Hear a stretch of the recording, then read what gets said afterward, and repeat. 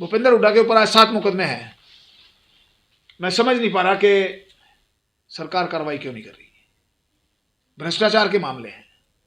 मेरा आरोप है सरकार के ऊपर कि सरकार की मिली भगत से उसके खिलाफ कोई कार्रवाई नहीं हो रही। क्यों? मैं पूछता हूँ मोदी सरकार से और खट्टर सरकार से। पहले तो कहते थे ये इनके मिनिस्टर कहते थे जेल के दरवाजे खुले हुए हैं।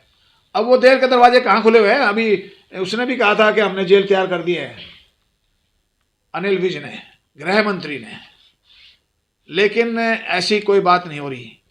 बोहर गांव के साथ साथ मैंने 6 तो लिखे हैं इसमें, लेकिन 7 गांव की जमीनों का अधिग्रहण हुआ था भूपेंद्र सिंह हुड्डा की सरकार में, और वो औने पौने भाव से खरीदी गई। और मेरे पास सरकारी दस्तावेज हैं।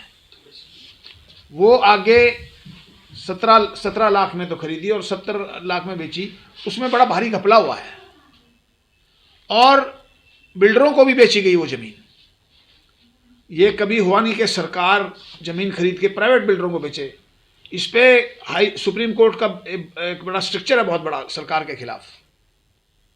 तो ये बहुत बड़ा घपला हुआ है भूपेंद्र सिंह हुड्डा की सरकार में। किसानों को आज बर्बाद कर दिया। ये 7 गांव के किसान तो बर्बाद कर दिए।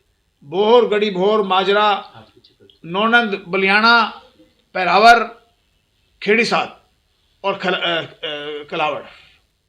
तो इन गांवों की जमीनों किसानों को जो 4-4, 3-3 करोड़ एकड़ की जमीन थी, वो सिर्फ 17 लाख से 30 लाख तक खरीदी गई। तो इसको लेके हम जनसभा कर रहे हैं कि भूपेंद्र सिंह हुड्डा ने कहा था कि मैं रोहतक जिले में नौकरियों का किसी को बेरोजगार नहीं छोड़ूंगा।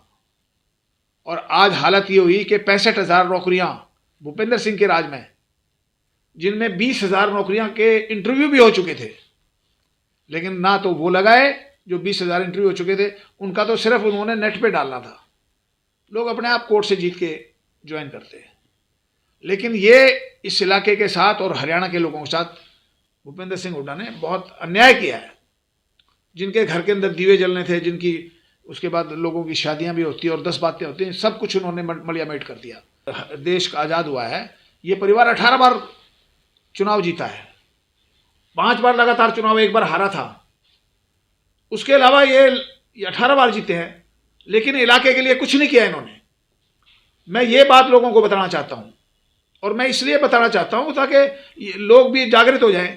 भूपेंद्र हुड्डा क्या करता है? सिर्फ 1 बार वोट मांगने जाता है, उसके अलावा कभी दोबारा जाता नहीं। और वोट भी मांगता है अपने रथ पे से, कह देता भाई संभाल लेना, आगे से मैं नहीं अटैक होने दूंगा, पीछे से तुम संभाल लेना। एक पुराना डायलॉग है उसका। तो भूपेंद्र हुड्डा ने हकीकत में यह है कि 10 साल चीफ मिनिस्टर मिले, जब भी कुछ नहीं किया, और आगे पीछे भी इसको जो 18 बार जितवाया लोगों ने, मुझे 1 बार जितवाया था, मैं हिसाब दूंगा अपना बोहर के अंदर जाके कि मैंने क्या किया, इसने 18 बार जीत के क्या किया है।